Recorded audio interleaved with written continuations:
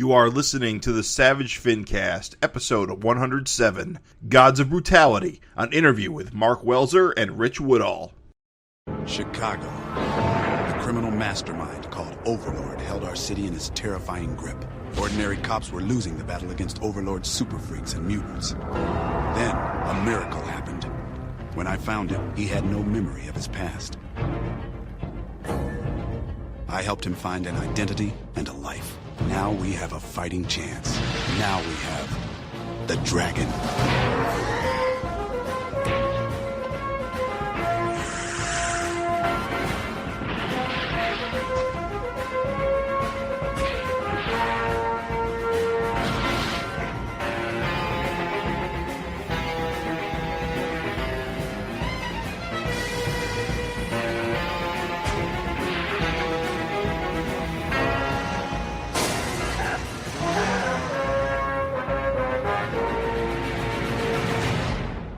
This is the Savage FINcast, the show that pee-pee poo-poo at the butt. My name is Jim Purcell. I'm Craig Olson. I'm Raven Perez. We are and here. I'm Rich Woodall. Hey, Rich. Wait. I'm sorry. That impression missed its mark. And we are here once again with another episode of the Savage FINcast, the internet's only, as far as I know, podcast dedicated to the works of Eric Larson and his creation, Savage Dragon. We got a very special episode lined up. We have a couple of Savage Dragon loving knuckleheads who are making their own comics out in the real world, and we're going to talk to them about their experiences with Savage Dragon and all the cool comic stuff they are getting up to these days. So we have a couple of guest creators on the show today here to promote an awesome new comic that I'm pretty damn excited about called GODS of Brutality. These guys, one of the guys listeners will remember is Rich Woodall, who was last on to promote his Johnny Raygun and Savage Dragon crossover, he has since gone on to draw the Thor Mickey backup in Savage Dragon 250. But outside of the world of Savage Dragon, I think Rich has been pretty busy as the co-publisher of Black Caravan, which is an imprint of Scout Comics, which has been getting super popular. And he's released a bunch of fan favorites, such as Electric Black and the Phantom Starkiller through that imprint. Also, a guy that we've been trying to get on the show for a while, Mark Welser, who's probably one of the original Savage Dragon superfans, Brotherhood of the Fin member, which I'm going to get into a little later. He ran one of the first Savage Dragon fan sites. I think he wrote pretty much a good portion of the Savage Dragon Companion, which was released in 2002. And he's just an all-around awesome artist. Listeners can check out his fantastic Brute Force backup in Savage Dragon 208. So welcome to the show, guys. I don't know if I screwed up anything. You can feel free to correct me on any of that. No, that all sounds awesome. Thank you. At least on my... Well, Rich, I know you have like 20 different backups in Savage Dragon, all different points, but yeah, let's list them all. To list at this point. But so before we get into Gods of Brutality, I know myself and the other hosts want to hit you guys up on some of your thoughts about Savage Dragon, since we are a Savage Dragon podcast, and I think you two guys have some of the deepest ties to it, going back to the beginning. So yeah, to give it any perspective at all, like literally when I got goddamn dial-up internet, I jumped online and I was like, cool, let's see if I can find Savage Dragon shit, and I found the Brotherhood of the Fin. Was like top result, like, and there's this GeoCities webpage with all this shit, and I'm like, God damn right, this is so cool. I don't know, it's awesome. Just saying. Give us a little. That website was really good. Sorry, what? What was the for the listeners, Brotherhood of the Fin? I mean, you see it all in the letters pages, the BOTF. I know a little bit about it, but as a guy that was kind of in the thick of it, can you tell us a little bit about what that was all about? Yeah, I don't know if I know all the history. I'll try my best. I have a terrible memory.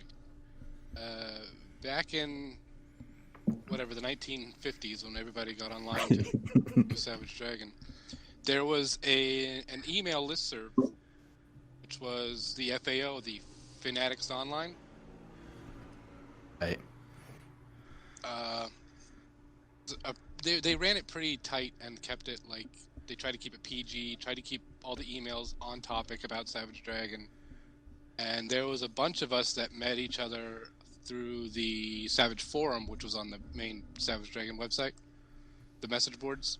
Mm-hmm. And we found that a lot of the times we don't want to talk about Savage Dragon. And Right. we were all in our like late teens, early 20s, and we all wanted to be very rude and vulgar online, which we could not do on the FAO. So we started our own group where we had fewer rules and restrictions so that we could...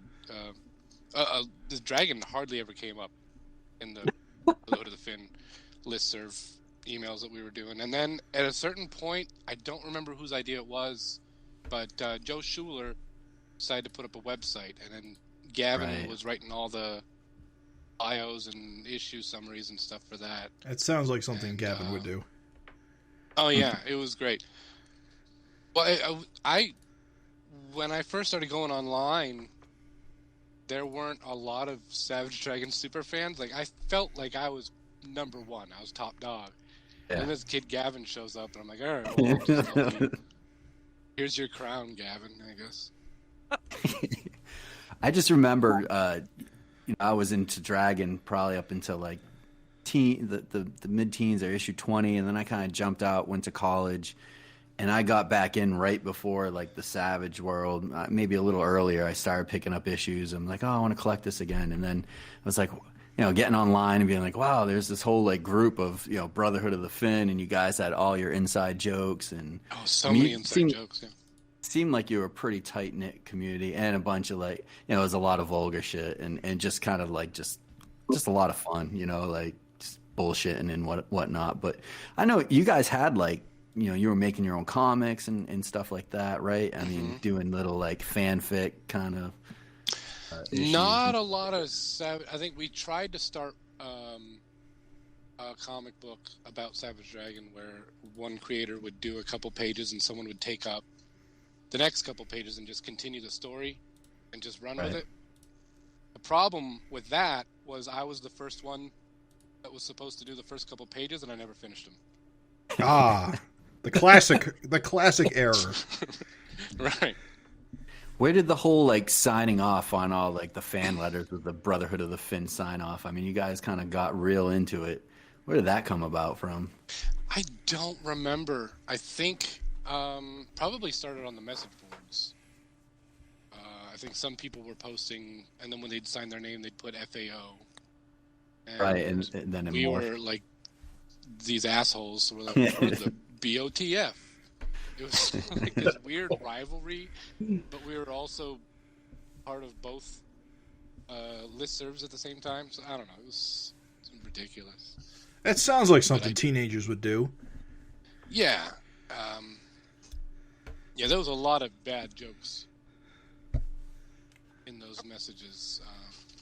Just shock humor. Like, just like you see the pinups in the middle of the issue of Savage Dragon, and there's all the graffiti written on the wall, and then there's like it says Gavin BOTF. And I was like, what the fuck does that mean? Like, I'm reading this, I'm like, BOTF, what the fuck? Like, what? Yeah, a lot of us, when we were writing in letters, and we just sign them, all our letters BOTF. And I'm sure most people had no idea what that was. I mean, that's the whole idea. You were a secret club with a secret handshake. Keeping the wisdom of the ages. And you guys met a bunch of times at like Chicago Comic-Con and stuff like that. I've seen those pictures and stuff like that. I mean, one of the cool things I think about that is, I wonder now, is like Eric one of the last generation of artists to have like teenage fans that kind of, you know what I mean? Like you see the pictures of like Kirby and Sheldorf and all the kids that like hung out with him, and then you see like I see always that picture from the Chicago Con where you guys are at like is it Dick's Last Resort or something like that, and you're all hanging around the table with Eric. It's like, man, those are some cool times. I don't think that happens much these days anymore. Brian Lee O'Malley, dude. We all got to meet each other. Most of us for the first time. Which is always weird because you've got these voices in your head of these people that you've been talking to online for a couple of years at that point, and then you meet them, you're like, oh, you sound like a dork. Or you're a real asshole in real life. Yeah. That's awesome. Yeah, Mark looks like Castro in real life. Yes, he does. He looks just like Castro. When I saw him, he's like, "Welcome to Erie." I was like, "What is this? What is this Fidel Castro cosplay?" Because of my hat? Yeah, dude, and the beard. The beard, yeah. Oh, yeah. Well, the beard's to hide my ugly face. And you sent those boatloads of crazy people. Yeah, well, that's true. I guess in a lot of ways, me and Castro are a lot alike. Pretty much. Did both of you guys start off at Savage Dragon 1? Were you guys a Larson fan like before Dragon? Yeah, what probably 89 he started doing Spider-Man. Right, yeah. Somewhere around there, 89, 90. And I was always into the Todd stuff for Spider-Man. That was all cool. And then Larson took over, and I remember I was probably angry at first because Todd was amazing, and you got a guy replacing him. And but then I quickly loved what Eric was doing. It was similar but more dynamic. And then yeah, I just follow. I mean, all the Image guys. I was so excited. All those guys, I was super into when they were at Marvel, and when they left, I was super excited that they were doing their own thing. And yeah, I jumped on Savage 1 and was hooked from there. That was one. Even if I moved town to town, there was a short period of time where I wasn't picking up comics, but I would kind of search out and get Savage no matter. Yeah, absolutely. I think that was a lot of people in our age group. Image was first coming around, was yeah. At that point where they had to pick up everything because those guys were at the top of the game. Was that the same for you, Mark? No. I'm a little younger, so I got into comics late. I think it was when Todd McFarlane was doing his thing, and the Marvel cards, the trading cards, came out. Right. And that was my introduction to most of these characters and comic books and stuff. So I get those, and then I go and see whatever Spider-Man comics I could find, and Eric was drawing them. So I'd pick them up, and I was in probably 5th grade at the time, so I was young. I was 10, I think, when Image started up. I'd see these ads in Advance Comics, which is basically the previews. Yeah. And all these Savage Dragon ads, and I saw just these huge fists is what drew me to it. I'm like, these are the biggest hands I've ever seen. I'm going to get onto this. But my older brother would read comics. I was too young to have money or responsibilities, so my older brother would read comics, and I would just read his. And then he got Savage Dragon, the miniseries, and issues 1 and 2 of the regular series, and then he went to college and stopped buying comics. So then I just didn't have comics for a while. And then when I got older, I was in a comic shop. I was in high school, I think. I was like, I got $5. Let's see what I can buy. I could buy dozens of comics for that much in 1990. Right. And I saw Savage Dragon 28 was out at the time. So I was like, oh, it's got Max and Savage Dragon. Those are 2 books that I liked.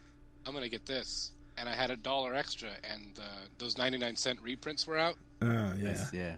The I Dragon got $1. one. I'll get the Dragon -- I didn't know it was a reprint. So it's just it's a $1 Dragon book. I got it home. Well, I already have this. Dragon 28, I had no idea what was going on, but I loved the art. It was a lot different. Yeah, that was probably a really confusing issue to restart on. Damn. It was, and then I was like, well, I got to get the older stuff, so I went and got 27. And I read that, and I'm like, it's still not quite sure what's going on. I got 26, I got 25 and 24. I'm like, maybe I should just start with like 3. Where you left all off. the gaps, right? And then I've just been reading it since. Mark, it's kind of crazy to hear that you got started on Dragon like a little like start-stop later like that, because artistically, man, I feel like Eric's work is like in your DNA. Yeah, that was pretty much the only book that I was reading when I started getting serious about trying to draw better. It was pretty much just Savage Dragon and whatever Savage Dragon related titles were coming out. So I kind of learned to draw by reading Dragon. I mean, I drew stuff before, but it was terrible. It was like little kid shit. But that's when I was like, I want to draw these hands. I want to draw these weird arms. This is the kind of art that I like, so that's the kind of art that I want to see more of. So I'll try to do it. So you weren't buying like the Spawn and the Youngblood and stuff that didn't interest you at that time, or was it already kind of lost steam by like issue 28 of Dragon? It's hard for me to remember. I mean, because I feel like I was only in for like the first few years of Image before I went to college and jumped out. Yeah, my brother had Spawn, and I think he had up to like 23 or something. Somewhere in whenever Capullo took over. Yeah, that so seems I to only be had the breakout access point. to like my brother's comics. And then when I came back, I'm like, I'm not super interested in Spawn or Shadowhawk or whatever the hell else is being printed at the time.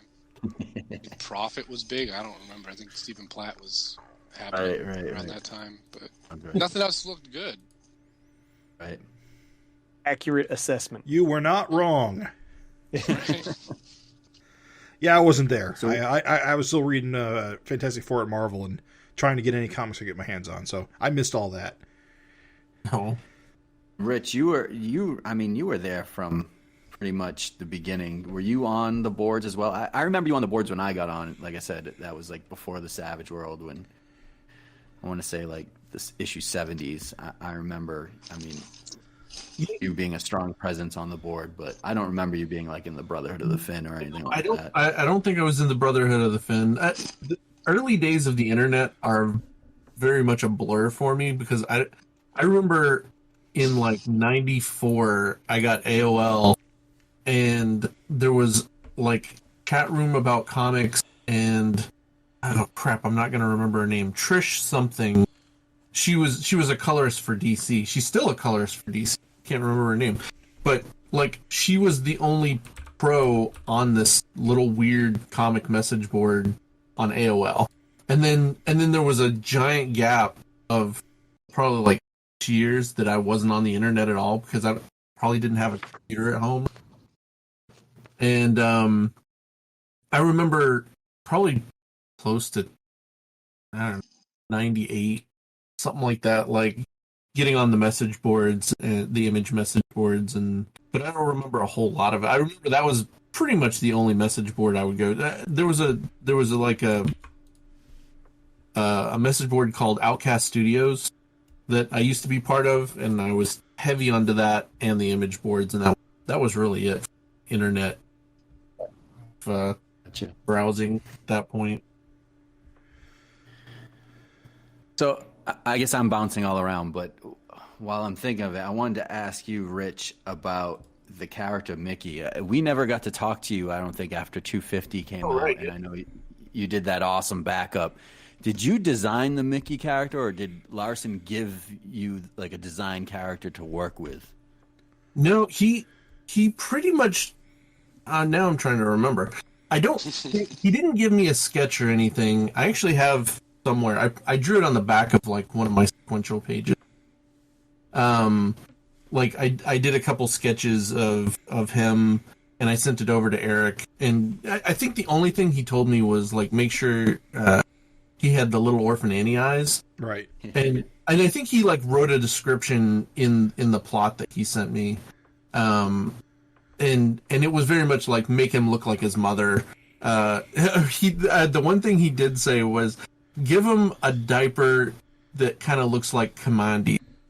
So, so that and he had a collar, and like that was literally the only thing he gave me. So I think I put the gap between his teeth so he would, have a little bit of his mom and a little bit of his dad in there. But yeah, I think I did the sketch for him and sent it over to Eric, and Eric gave it the blessing.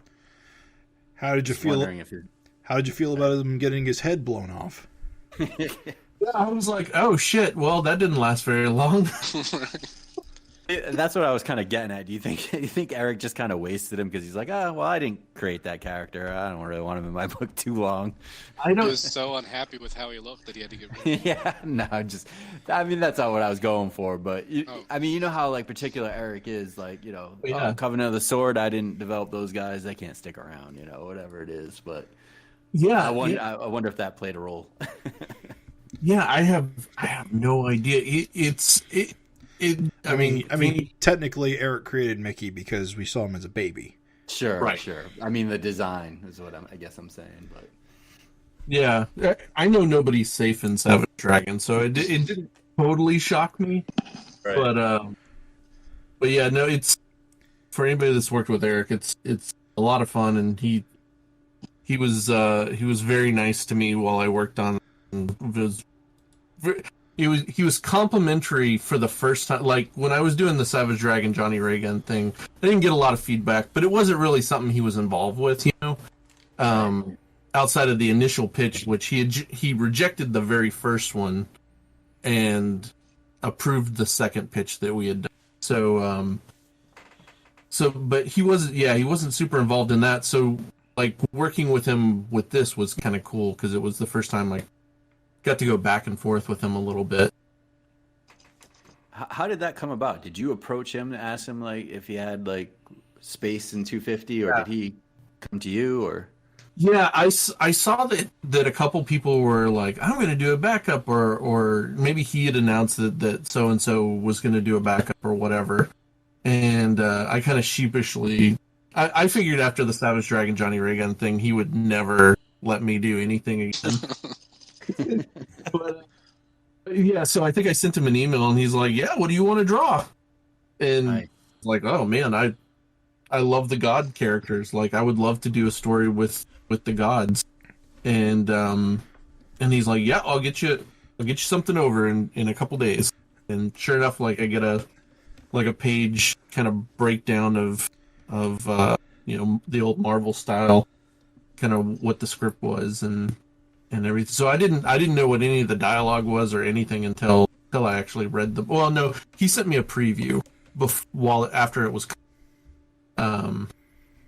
So that was really cool. But he was very nice to me. He said he liked it, which he had never done before. So that was it was pretty awesome. It was very, very cool. I remember he heaped some praise on it on the FINcast too, which was cool. Yeah. And I forget, did Nikos color that, or was it Mark Englert? Nikos. Yeah. Nice. Yep. So that was awesome too. It was, and it was beautifully lettered, like everything about it. I was so excited to see that in print. It's in its final version. Yeah, that came out really good. Farron Delgado's lettering is amazing. Yeah. For all the digital stuff he does, he just makes it look so sweet. Cool to be part of like that like special kind of anniversary, like oversized issue anyway too, right? Oh, absolutely. Yeah, that was the biggest thing for me, is like I was just excited to have a little part in that. And again, having him be gracious enough to let me work on it again felt really, really cool, because when Matt Talbot and I were doing like backups and pinups and stuff for Savage Dragon, like we would pitch them every once in a while, and not all of them worked out really well. So it was definitely cool to jump back in that pool again.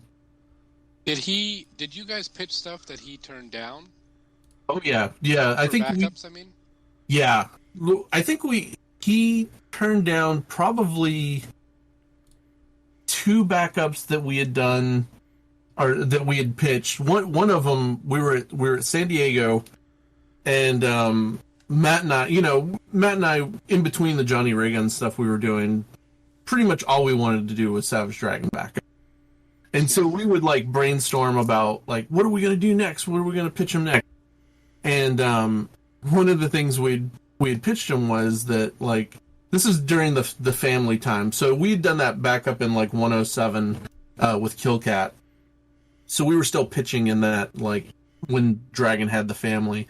We're like, well, Dragon's out with his family at a park, and he goes to a taco truck, and the taco truck gives him diarrhea, and he goes into like a porta potty, but the porta potty is a trap, and the scientist takes him, and the scientist milks him. I told you, Mark. I told you this. You didn't yes. believe me. The scientist milks him and makes all these Savage Dragon babies in like tubes, right? And so Matt and I, like, I think I had penciled out part of the, like, a pinup or something for that, and it's Dragon. Like, Dragon's on this. He's like hooked up to a machine, and it's just milking him, and he's got this angry face on, and the scientist is in the front, and he's got this little vial of dragon sperm, and in the background are all these huge tanks with little floating dragon babies, and we took it over to Eric, and I remember just seeing his face was just, he put his hand over the dragon's crotch, and he's like, guys, this is a family book. Which, looking back on that now, is kind of hilarious, but yeah, that was one that got rejected. Right. That's my favorite part of the really story. My favorite part is that it was during the family era. Yes, exactly. So long ago. I was talking to Mark about that the other day and trying to explain that story to him from what I remembered you telling me. And I had bits and pieces, but I was just dying thinking about that.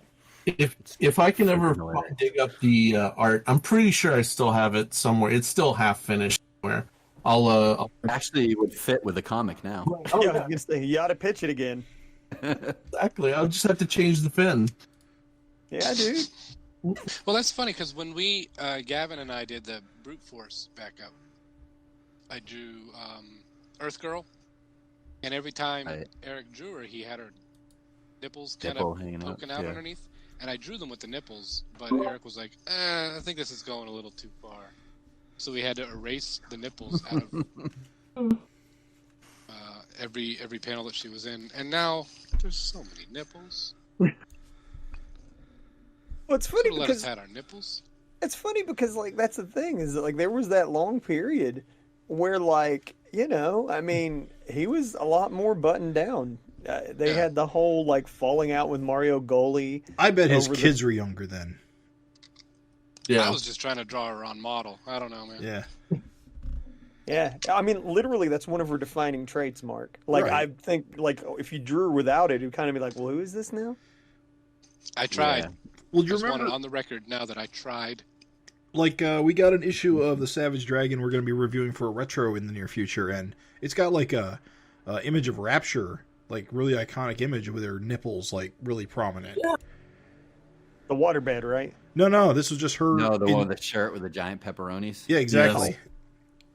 Yes. There seem to be nipples in like every issue for forever. Was that 10? Yeah, it's like 10. I think it's in 10. I think 10 we're doing next. Yeah, the Jimbo issue. I'm pretty sure it's in the Jimbo issue. To be specific, though, guys, nerds.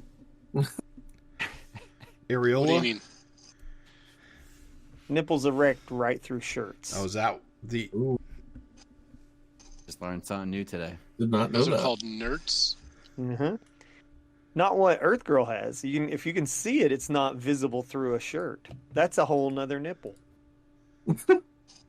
That's a nipple of a different color. Oh, you mean because on Earth Girl they poked up out of the top of her top, right?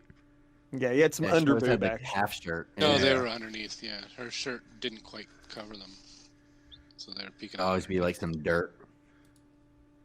What do you fellas think about that change? Like we always just sort of like, well, that's funny. But I'm saying it's kind of like the change is there, and now he's kind of dialed it back, but also he hasn't. Like, how you feeling about that? Well, if Savage Dragon is anything, it's a book of change. Yes. Yeah. Actually, Mark and I were talking about that a couple days ago, and talking about how if you don't like this storyline, like wait 5-6 issues and you'll get something totally different. And I mean that's one of the things that I loved about Savage Dragon from once you kind of realize it early on, from him going from his cop phase to like the SOS or whatever, and you're like, oh, this book is not going to be the same, and that's one of the things I love about it. I know that in 20 issues, you have no clue what kind of situation. How are you feeling? How you feeling about like the change? Like, I mean, I guess what I'm really stabbing at here is that of course we had the goddamn Game Grumps, like Savage Dragon's porn now, and it actually literally got addressed in the book, and it's just like, well, people remember that, Raven? Oh yeah. You know what? Worth telling. Tell us that since story. You're here. Since you're here, and I'll let you tell it. No, it's good. You can do it. All right, you gotta tell it better. Me and Mark were sitting at this convention, feeling good. He's got his like super pro spread. I'm more just hanging out and like just clowning around, doodling and shit. And like Mark's got his Savage Dragons that his backup was in, and along comes this plump youngin, definitely in the teen to tween age. And she's like, "Oh, was a Savage Dragon? Cool." And Mark's like, "Yeah, I did." We're both shocked. We're like, "You like Savage Dragon? Neat." We're like, "Yeah." Mark's like, "Yeah, I did a backup in this. It's pretty cool. You can check it out and all this stuff, whatever." She's like, "Nah, I just am interested in it because I heard it was porn now." Oh, Jesus. And I was like, "First of all, you little bitch." They're like, "Sir, quit yelling in the library." Sorry. First of all, you little bitch. There it was. Yeah, I'm the same way with Rich though. It's like if you don't like something about Dragon, just wait, and it'll be different. Yeah. He'll get. That's the thing. We call it Eric's boredom. Like he'll get bored, he'll move on. He'll do something else. Did you ever think you were going to get Walter? I mean, no, I really like that Walter issue. Yeah, that was a surprise. I hope they go off on like a buddy trip, 6 issue. They need a whole trade by themselves. I think what makes them interesting is it's a dynamic that we haven't really seen in the book before. I mean, that was kind of with Mr. Glum, but that was a little bit different. Well, let's hope that Walter's not banging her in like 10 issues. I mean, that's my terrible feeling. But I highly doubt we'll see that since Amy is still a child. This is true, but we might see like future Amy or something in a flash forward. Which is kind of sad because, like, you got to think, like, they're saying, "Oh, Walter's got a child's mentality," but like, are these animal men gonna like die sooner than humans? Like, I mean, I think tigers live like 30 years. I mean, sure, it's fine. You're saying there's like a 10-year window of banging. Tigers? Oh, no, shit. Oh, shit. Tigers only live 10 years. Oh, dude, that's sad. It's comics, and he's half human. So he's definitely got 30 years. There you go. So we only have Walter for another couple years before he's going to die then, right? Oh, I'm sure he'll die for other reasons. I was going to say, the way Eric kills people, he's going to have his head smashed at some point. Yeah, Walter's going to be the one to die of natural causes. Walter and Captain Tootsie will team up and fly directly into the sun or some shit. Right. I think I see the direction of the book heading into like that Tom Strong territory. I don't know if you guys read that with how Alan Moore kind of took more of the family approach, and you didn't know each episode might get a different member of the family. Right. And I hope as the kids are getting older, that's what we see. Because I don't know if you guys noticed it. We've talked on the FinCast a lot. It seems like each of the kids are getting their own kind of characterizations or little traits. Amy is kind of the lead now, but each one of them seems to have a little different trait, which I hope he kind of pushes on. Except for Jack. Jack's just boring white guy. But that is. Oh, go ahead. No, sir, go. I was. That is really exciting to think about. So they're how old now? Like 5, 7, like that. 5 or 7, yes. So like in like I don't know 8 to 10 years, like all those characters could either have a team or maybe they're in different cities or one of them might be dead or whatever. But like having multiple dragon characters kind of spread out could be really cool. Absolutely. Do you guys have a favorite? I'm going to be honest, guys. I have a hard time remembering who's who. Oh. Really? The kids? Yeah, I'm terrible. Well, I'm terrible with names, but I don't... for the past, 100 issues or so, I'm not reading these as many times as I used to. Right. Like the first 100 or so, I would read them every day. And I would reread them, and then when I was done, I'd read them again. But lately, I read them once or twice, and then I just wait for the next one. So I have a hard time remembering which of the dragon kids are who. I mean, I know Amy. Of course, she's the good one. Right. Then you got Maddie, the lightning one. Oh, right, there is Maddie. Tyrone, the smart one. Jackson. I think it's different for us though, as us doing the FinCast, we're kind of studying this thing before we go. Yeah, you have to be more on top of it. I mean, I don't want to brag, but I retain after reading it one time. Jim has freak show level, he's talking about that fucking JSA shit, and he's like, oh yeah, Clown Shoe Boy from the 40th dimension. Indeed. I'm like, what? I'm saying genius memory, dude. I'm proud of you. It's insane. Yeah, I don't retain anything. I can't remember stuff anymore. Yeah, I'm with Mark. I don't remember the things that I write for Mark, and then I'll see them in a page, and I'll be like, oh, that's awesome. You know who's Which is convenient for me because I sometimes don't draw the things that he writes. What a team! So when he sees them, he won't remember that he didn't write it. A regular Stan and Jack.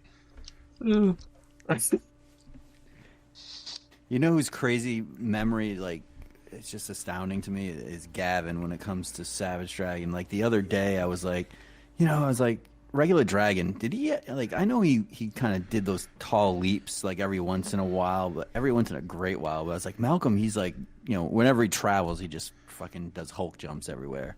I'm like, I texted Gavin, I'm like, do you remember, what issues, the regular Dragon actually did those kind of Hulk jumps? Because I can't find one anywhere. And he was like, I didn't even take time to look it up. He just responded right away. Well, that was the mini-series he did. He did that, but in the regular series, he did one where he was I forget who punched him, and he went flying, and then he kind of just jumped back to where he was.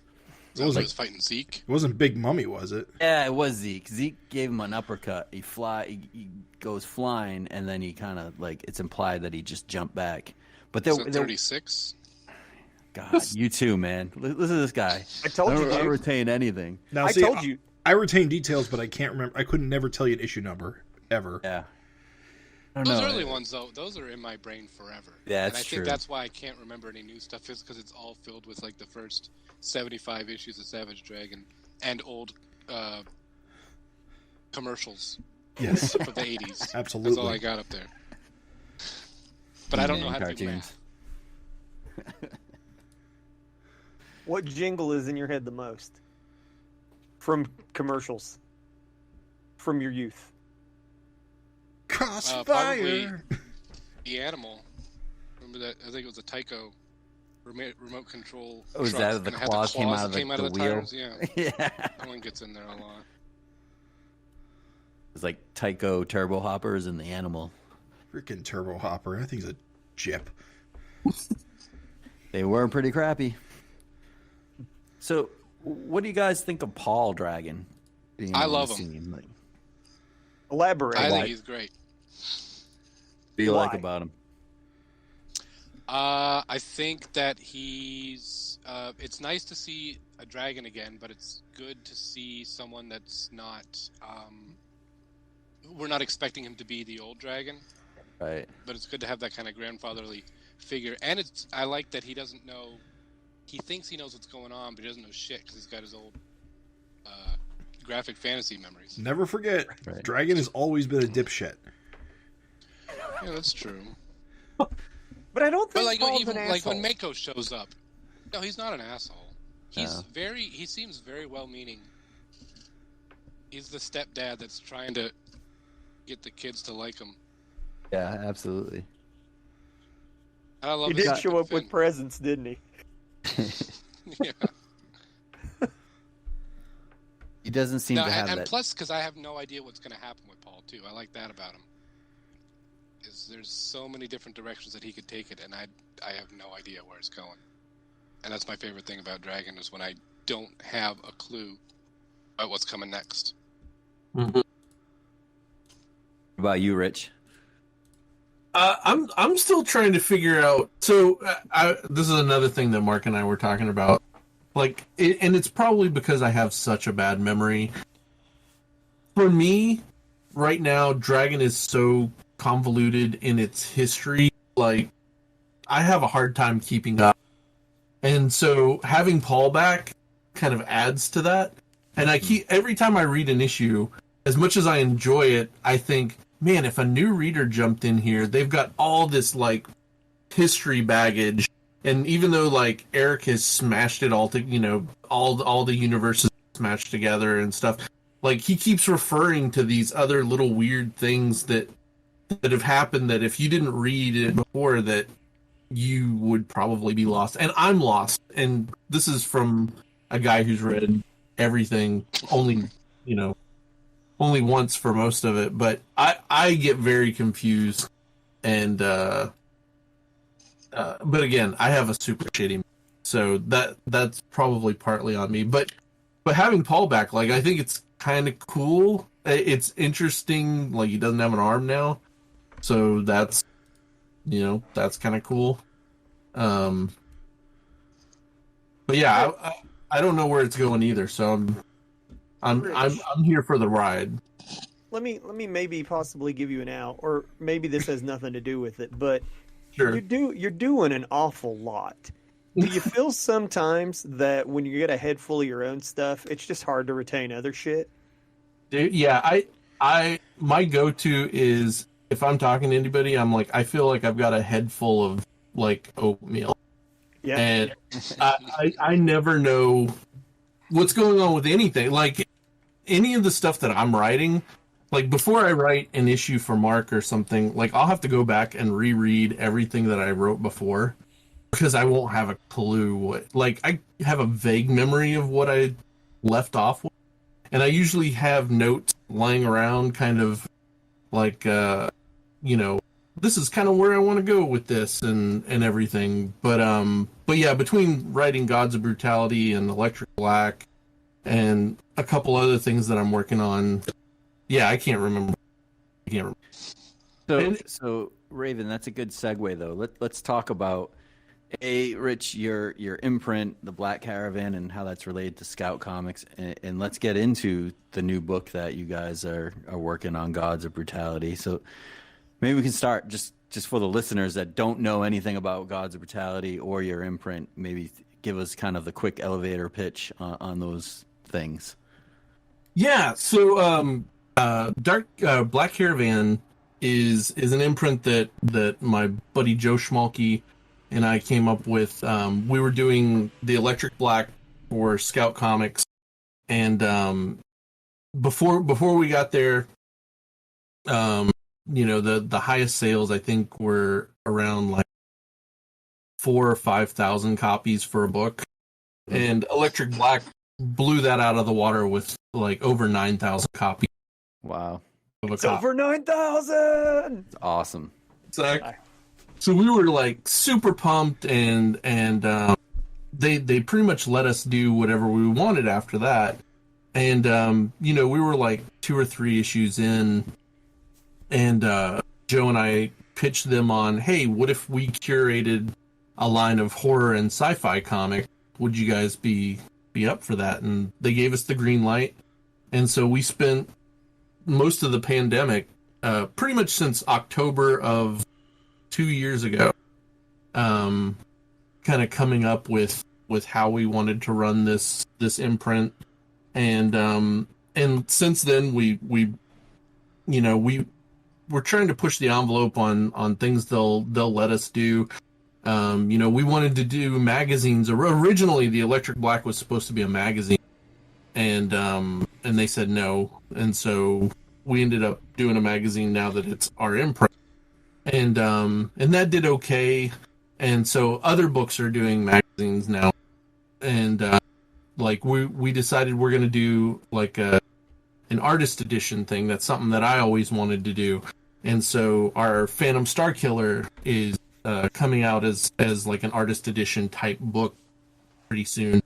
And Phantom Starkiller is a toy line that Joe had done some art for some blister pack for, and we talked to Peter Gorel, the guy who created Phantom Starkiller, and said, hey, this would be a great comic. Why don't you come on board and we'll develop a comic for you? And now that is the top selling book, and that was almost 20,000 copies, and it's going to its fourth printing.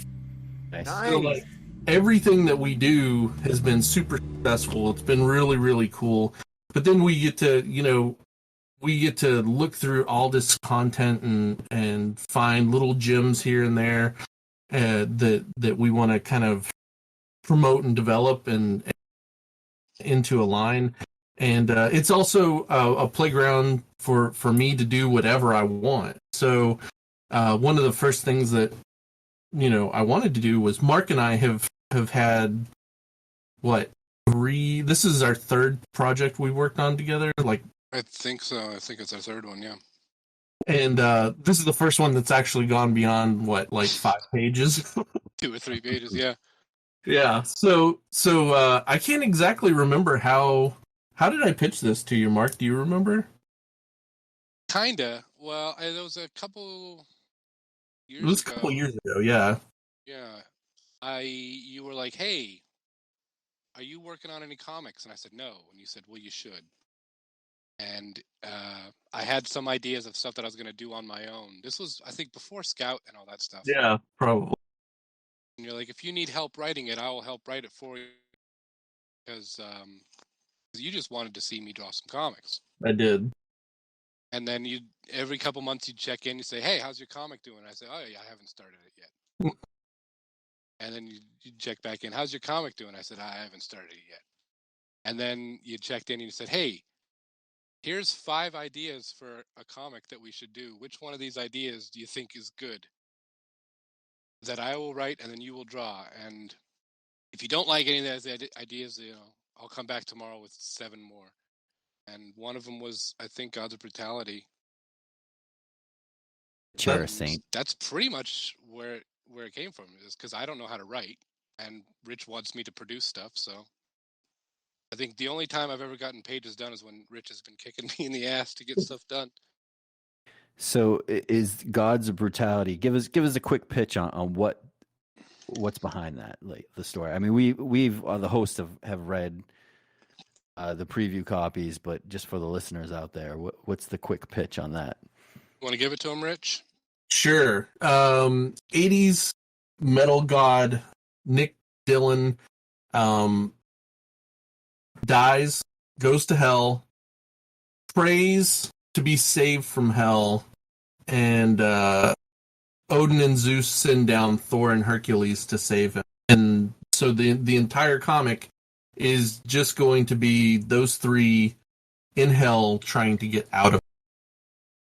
And we have several volumes kind of in our heads, but yeah, the first story arc is really focused on just kind of get to know the characters a little bit and explore hell a little.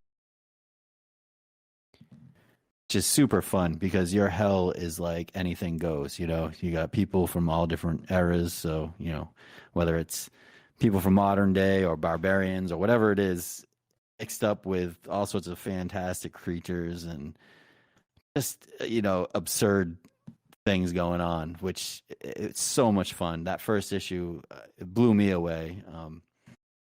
Thank you. people that are fans of Savage Dragon are going to love the artistic aesthetic that Mark brings to it. I mean, we're talking like if you like Kirby or Larson type gods, and you like funny ass kind of dark comics with lots of violence. I mean, this is it. I can't imagine a Savage Dragon fan not enjoying the hell out of this comic. It's just well written, very funny, very exciting. Like I'm so stoked. I mean, for me, I love heavy metal, and so that was right up my alley. I love fantastic comics about gods and just craziness. So. And that's kind of what knowing Mark, his love of Savage Dragon, my love of Savage Dragon, it was kind of a no-brainer to push it in that in back when Savage Dragon had a lot more, well, even now it has like off the wall shit that just kind of happens and you're like, whoa, where'd that come from? In the second issue, the opening splash, we have the three Bane characters running at you, and behind them they're just being chased by demons and stuff, and they have all kinds of shit coming at them. And I remember writing on the page description, like, throw a baby in there. And sure enough, like Mark has this baby like flying through the air with arrows and tires and all kinds of other weird shit. But yeah, like I like to write to what the artist wants to draw and kind of form a story around the fun stuff. So every once in a while, I'll just ask Mark, what do you want to draw? Do you want to draw a big monster doing blah, blah, blah? Like, what do you want to do? And then I try to write around that. Yeah, and that's real nice, too, because a lot of writers, they'll come up to you and say, hey, I've got this idea for a comic that I want you to draw. And then you read it and it sucks. And but Rich, he gives me, it makes me feel like I have some kind of say in what's going on, which is very nice of him, even though ultimately I have no input, I think. Well, I don't know if Mark will be embarrassed by this or not, but I'm going to say it anyway. All right. When we first started this, he's like, I don't want to do a lot of talking and like. Right. I don't want to do a lot of boring, like, build up to a story. I just want to do action. And so I'm like, right, okay, yeah, I can do that. And then, of course, the first, like, 4 or 5 pages is just a boring interview with between a guy from Rolling Stone and a rock star. And I'm like, I'm so sorry, but, like, I have to set this up. Like, there has to be some setup. I promise after this, it'll be, like, cool stuff and action. There's still some cool stuff in there to draw. Yeah. Yeah. I think it's just enough, too, because you get through that first issue, and it's like you got to build up that backstory. And so I'm like, you see the cover, and I'm like, man, like, I saw preview pages. This thing's supposed to be, like, rollicking in hell. And I'm like, all right, he's having this interview, and I'm like, oh, man, this is kind of slogging a little bit. And then you turn the page to the double-page spread. I mean, you just get that exposition out in the front, get a little background, and then it's just a nonstop ride. And then I hit the end, and I'm like, wait a minute, this is it. Like, I need more pages now. Like, it just leaves you hungry for, like, the next thing. And all your covers are posted for the first 4 issues. Yeah. And each cover looks better than the next to me. And, I've seen some of the additional preview pages that you posted from 2. There's this one double splash that you posted, Rich, on Facebook. Yeah. Where they're right, like, inside a building or something. The big windows and stuff. It's like one of the best pages I've ever seen Mark draw. Like, it was amazing. Yeah. It's so much to look at. It's so much eye candy. It's like, I'm really stoked to see how people react to this, because I mean, I had a lot of fun with issue 1, and just the art is blowing me away. Well, issue 2 is a lot better. It is. It's even more action. Yeah, every issue is getting better, and I don't want to sound like I'm trying to pitch something, but I mean, I'm like a lot of artists. I'm not super happy with my own art, but I feel like every issue it's getting a lot better to look at. There's more stuff going on. One of these days I'll get to read them if Rich will script them. But Yeah, there's all kinds of good stuff. The first issue's good, but it gets better. And it's to the point now where I've been living with issue 1 for so long that I hate every single page. Well, and that's one of the other really cool things is like seeing Mark develop over these 4 issues over the last like year. Like he's doing really cool inking things now that every time he sends me a page, I'm like just studying. Man, he got this really cool effect when he did whatever, you know. So as a fellow artist, I'm loving seeing he's just getting better and better with. And Mark puts so much thought into like the design of the page and everything. It's really, really cool for me as a fan of Mark's work, which is the whole reason I wanted to work with him. Like I was like, I love his stuff so much. Somebody needs to be working with him, and I was the lucky one. I'm gonna kiss both your asses like crazy here. Because like here's the thing is like me and Jim both have been on this like it's felt like a competition at times, just snapping up brand new series. And so I've been reading a lot of number ones. Post Americana, Homesick Pilots, Radiant Black, goddamn the National Kaiju one that came out. National Anthem. Yeah, Ultra Mega. Yes, yeah. That's awesome. And I will say that I feel like this first issue stands right next to Ultra Mega as one of my most favorite fucking number ones that I've read this year. Well, hey, Rich, did you hear that? I did. Better than Homesick Pilots. About us. Better than Homesick Pilots, which was a critical darling. Like people were losing their goddamn nut over that. And better than like Radiant Black by a goddamn mile. Yeah, Radiant Black's first issue isn't great as far as first issues go. Better than Post Americana's first issue. Like I'm not going to go as far as Raven because I'm an honest person. But I think I think Gods of Brutality's first issue is at least as good as Post Americana. But I hate that's still high praise. But Ultra Mega does have the benefit of being double length, so it does. It's a hard act to follow. Yeah. Yeah, if you could get James Herron to draw this book for you, Rich, it'd be a lot better. Well, my first choice. No, but here's the thing. To tie it in, I know it was too. To tie it into the schmooze, though, here's the thing: is like, all right. So, what I'm saying though is that, like, all right, like I've been following this journey, like maybe longer than maybe the only person following this journey longer than me is like you two. Sure. Right. My because, wife.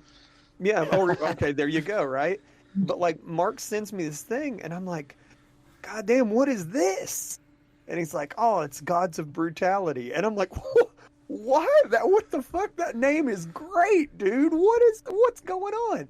And now, mind you, that like I had been to this convention.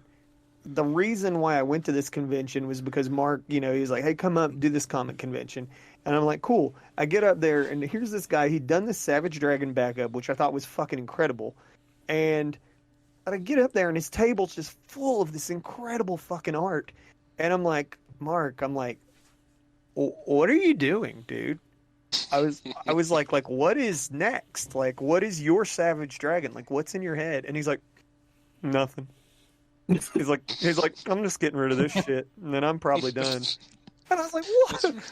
I'm like, God damn, are you fucking kidding me? I was like, bro, I mean, do what you got to do. I said, but like, you should do something. I said, because you're like fucking really talented, man. And you're like, I don't know, maybe I will. I don't know, whatever.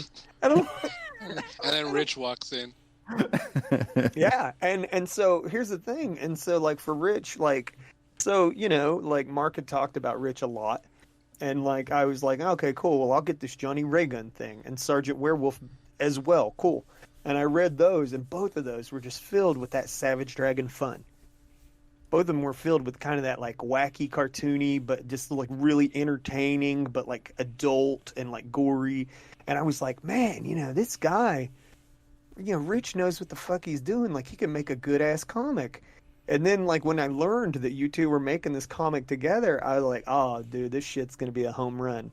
like no matter what. And so when I finally got to read issue 1, like yesterday, I was just like, God damn, dude, this is truly a nice fucking product. This is a good comic.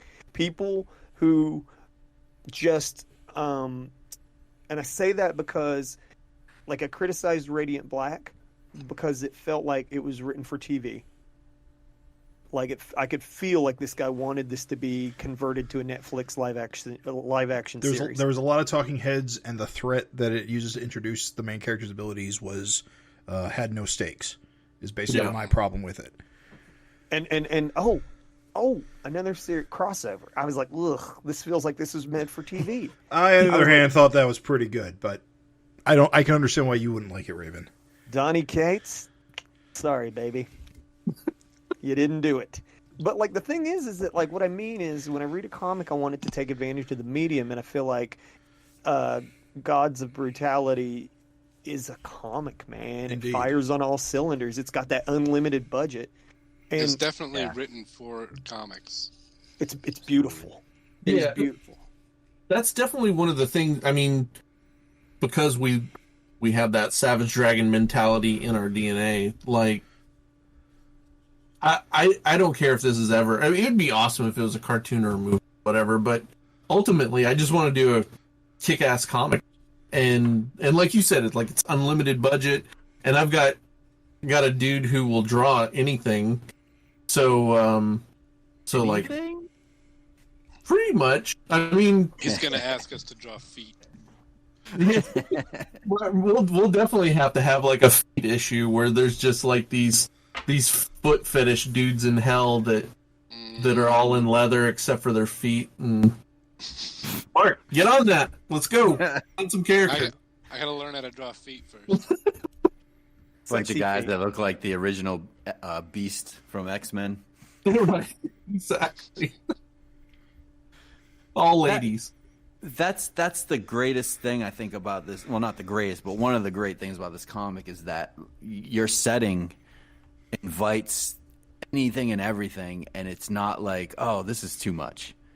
They're in hell, you know what I mean? Like, you can have demons, you can have pirates, you can have whatever you want, and it's not too much because the setting, invites it. You almost need to have over-the-top stuff. Like, one of my criticisms of Spawn is like, man, Spawn's in hell, and it's just boring. But you guys, like, looking at that splash and looking at the characters that you have in there, it's like, take advantage of like what you could do with a setting like hell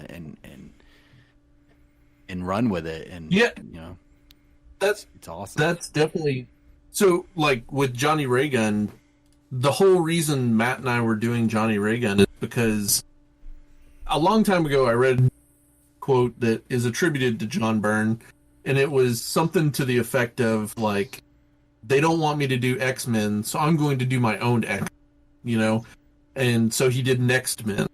And I've always thought that was genius. Like, if I'm not going to do my favorite characters for the big two, then I'm going to do my own versions with my own spin on. And Johnny Raygun was that love letter to Silver Age comics and Savage Dragon. And so I wanted to build a world, and same thing with Gods of Brutality. I wanted to build a world where I could do anything, like anything that a lot of times, I'll write something in a script and I can just feel Mark going, that's not logical. Like, trying to figure it out, yeah. Like that, he's trying to figure out like the science behind it. Like the Lava Queen that's going to end up in issue 4. Like, we were going back and forth on the character design, and I was drawing her with hair, and I sent him a message. I'm like, I know I can hear you right now. You saying like, why does she have hair? Won't that burn up? And I'm like, just fucking do it. Like it doesn't matter. It's pumice. Right. It could be made out of. I was definitely typing that message to you before you sent it. Just fucking do it. Just do it. It doesn't need to be logical. That's what I'm learning. Nothing has to make sense. Nah, dude, rule of cool. As long as it's cool, don't fucking worry about it. right? So when does Gods of Brutality come out in stores, and how do people order that? I mean, I think it's up in previews. It came up this month, right? Or last month? Yeah, it's in previews right now. Previews and Lunar, if you guys if comic shops are using Lunar distribution, it's in either of those. It'll be out in July, and we have like a huge rollout for number ones from Black Caravan in July. We've got my partner Joe Schmalke's book, We Don't Kill Spiders, which he did everything on, wrote it, drew it. I think the only thing he didn't do was letter it. And then the sequel to Phantom Starkiller, Draco Knuckle Dust, is going to be out in July too. So it's like we have 3 huge number ones launching. It's going to be really, really. Rich, that's so awesome. I mean, you've always been a hustler. You know, I've always like seen you at conventions, always have a new project, or there was like Johnny Raygun. I know you're working with Kira, the alien jungle girl with Craig Russo, is a crazy talent. Always doing like variant covers and stuff like that. But man, I'm so proud of like the success that you've had. Like, yeah, that's pretty awesome. I mean, I didn't realize until like I think it was like a month ago or maybe less that imprint was that you were co-publisher or co-owner of that imprint, the Black Caravan imprint. So the success that you're seeing with that is pretty awesome, and it seems like it's finally, you know, it's really paying off for you. Like after a lot of years, you know, in the business and working hard. Thanks, man. I appreciate. Cool. Yeah, it was really nice that I could just kind of slip in there with very little effort. It's all who you know, right? To ride those coattails. So there's only one question that matters to me. Will it be available digitally when it comes out? Not immediately, no. The Scout is working on their digital distribution game. I know that they have stuff through Comixology and a couple other digital formats. But I don't think like on launch day it's going to be available. I know they're still working out how all that stuff works on their end, and it's, you know, Scout's growing super fast. You know, we besides Black Caravan, they've launched a couple other imprints, and a toy lot, like a toy company. What? And yeah, that there's going to be Gods of Brutality toys eventually. Get out. Yes, dude. Yes. Yeah, we're going balls to the wall, just as fast as we can with as much shit as we can. It's awesome to be part of it. But like the digital thing is kind of unfortunately a victim of the super fast growing success, because you know, we're all focused in so many different places. It's hard to keep up with all those places. And so I think digital is one that they're working on. It's just not keeping up necessarily with everything. All right. But Good. that Good. doesn't mean We'll have to send them to you, Jim. Yeah, I will have to figure out a way to get my hands on them then. I will definitely send you PDFs just to keep you in the loop, at least until. It seems like a huge market, though. I mean, for a comic book company, like they need to tap into that. You know, especially if comics are your bread and butter. You know, like. Well, they just launched. So James Hake, the president of Scout, just launched. This is another kind of subsidiary. It's not really a subsidiary of Scout, but it's running along the same lines as Scout. It's a thing called Comic Tag, and it's basically a digital download, but we wanted to have some sort of collector thing with it. So it's kind of like trading cards.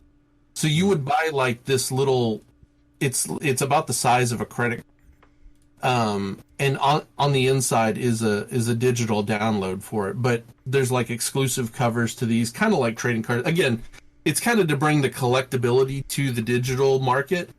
So he's working on that stuff right now, and I think there's some of those available. I'm not 100% because I'm not involved with that part. I don't know a lot about it.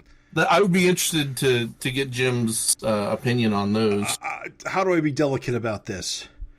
The whole reason for me, anyway, the whole reason we got into digital as our primary is to get away from the collectability. It's not something I think the average digital reader wants or needs. Sure. Just sell me the comic. That's literally as easy as it is.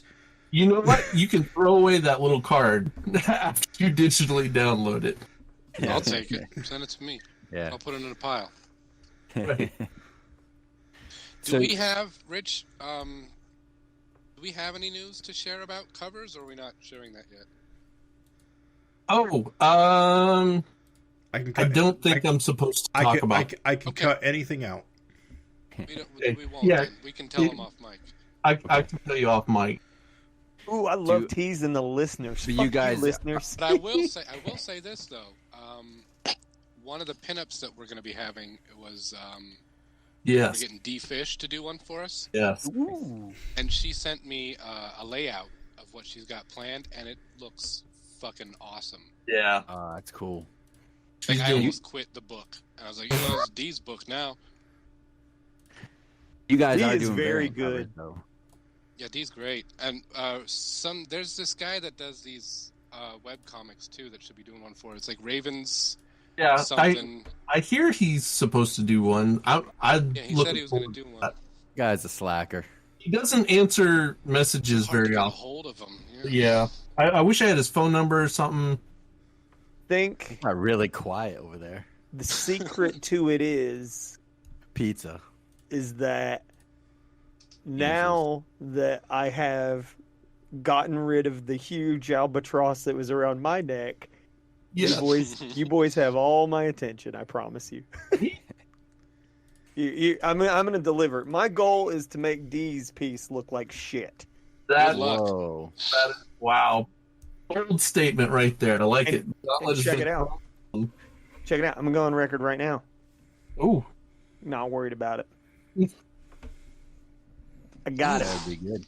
I Gotta cannot. Not be bullshitting. It's going to be great, whatever you do. It is. Yeah. I I'll just be the judge honestly of that. sorry, like legit, like didn't want No, I get to. it. I didn't want to like shit a little thing out quick. I didn't want to Frank Cho you guys. Oh, nice. Yeah. Damn. Because, You'll because never the live thing it down. I mean, sorry, but you know what we do in life echoes in eternity. But That's basically, really nice. Did you just come up with that? off the top of my Roman helmet, like, That's really profound. thank you. I basically just had like, if I had done something, it would have been shitty, and like I really, like I said, I've been watching this baby grow from the primordial ooze to like the beautiful, like fucking hell warrior that it is now. And I just didn't want to fucking phone it in, guys. I just really wanted to deliver. And so, yeah, my dance card's clearing up, and I'm going to blow your fucking balls off in the next few weeks. Well, I Awesome. think I can speak for both of us when I say thank you for not sending us your shitty art. That's true. That's, Oh, I refuse. Yeah. I got a rule. Like, never put shitty art out because you got to live with it. yeah. See, Mark? This is what I'm talking about. Mark and I had this conversation. He's like, here's a list of guys I'd love to have do pinups for us. And I'm like, nope, nope, nope. Shit, shit. Okay, all right, but hear me out. What would you rather have in the back of a book? Like some cool art that kind of sucks?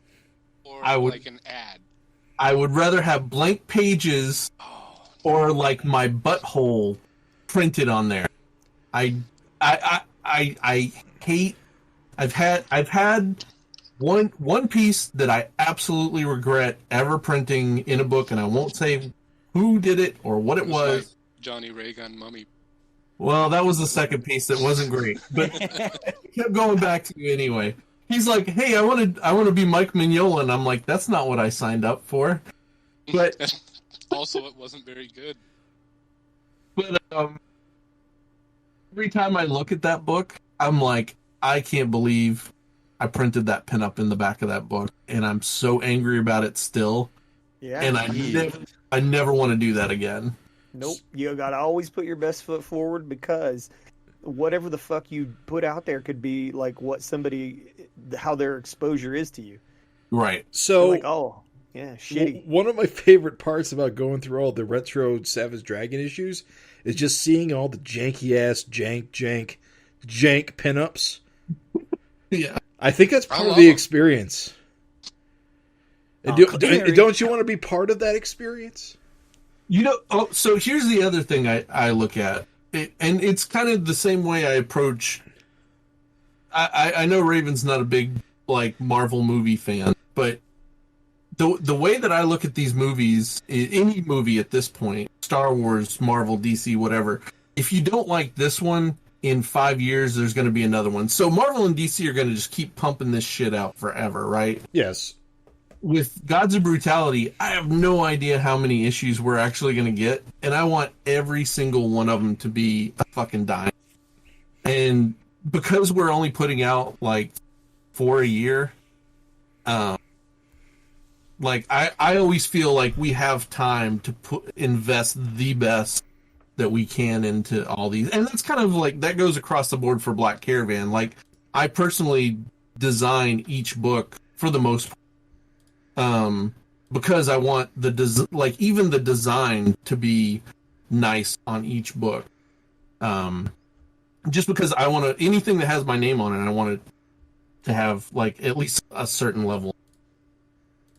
And so that I totally get it, because I was those janky pinups in Savage Dragon. I totally get it. But my first pinup was in Super Patriot. That thing looks like shit. I like it. But it was Robert Kirkman had no reason to publish anything that I drew, but it was real nice to see it in there, and it felt really good. But Rich, you have I'm not saying they're janky at all. I'm saying, Rich, you have a ton of pinups and a bunch of early image stuff. Whether it was you're in Kirkman book, right? Or Invincible, no? You're in Invincible. Invincible, Agent, I think, too. Number 11. You were in Fear Agent. Tom Scholey's book. What was that one based on the video game? Oh shit! The Freedom Force. Yeah, you did the Wood God guy. Yep. Yeah. We did. We Savage Dragon, of course. That's all really thanks to Matt Talbot, because before I met Matt, I had no idea you could just reach out to these creators and be like, "Hey, I've got a pinup that I did. Would you print it?"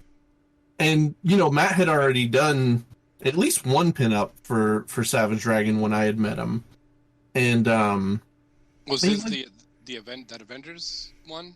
No, this was before that. So, or he might have had that one too, but it was the the old Powers of Spider-Man kind of thing, but it was the Powers of Dragon.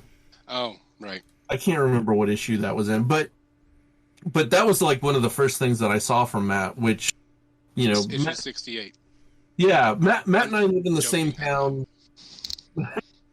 Matt lives 3 blocks from me, and we never get to see each other anymore. But when I first met him was at a local comic shop, and he was doing a how to color digital thing, and nobody was there.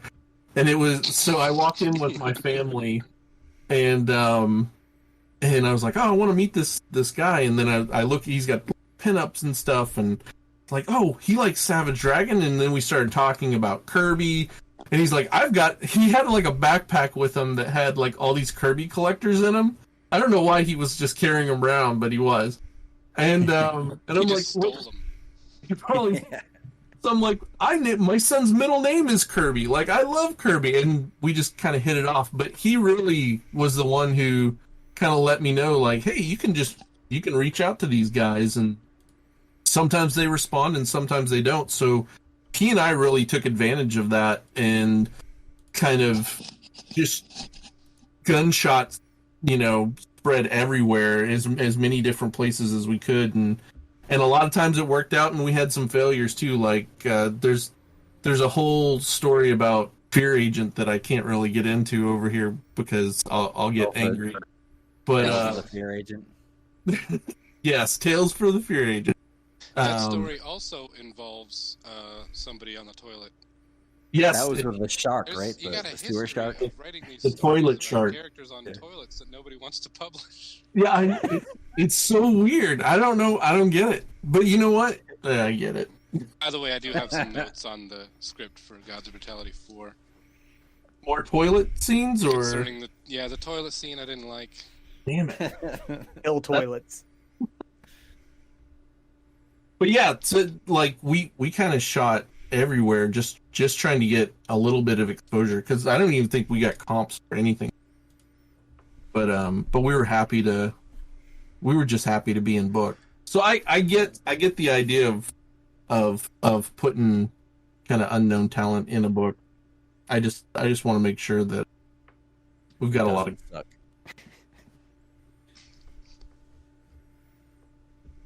So you have an ashcan that's available right now. I know that I have a copy, but you can get that right now. Like for listeners that want a sneak peek, I think it's like $5 for like I guess would you call it an ashcan? It's more like a preview comic. Yeah, we called it a demo. It's the Scout calls it an ashcan, but yeah, it's like 8 pages maybe, and it's a little preview. It's very different though than for anybody that's seen it. We really wanted to treat it kind of like an old zine or something. So we colored it totally different than what the final version is going to be. And actually, after I colored it that way, I was kind of considering like, oh, maybe the whole book should be this way, because it was kind of cool. But Mark's stuff is so beautiful and like that full color. I didn't want to screw Mark out of that, having a book that looked really, really good. Yeah, I need some cool coloring to hide a lot of my mistakes. Guys, listeners, like, he's full of shit, dude. Like, his art is so good, and he's like the hardest motherfucker on his own self. Yes, he is. Right. Well, I'm ready. You know, if somebody doesn't like my art, well, guess what? Nobody hates it more than me. I'm just saying, like, please, if you're listening to this, like, that's self-appreciating humor. Like, he's joking. Like, this work kicks your fucking balls so hard they shoot out of your throat and replace your eyes. It's beautiful.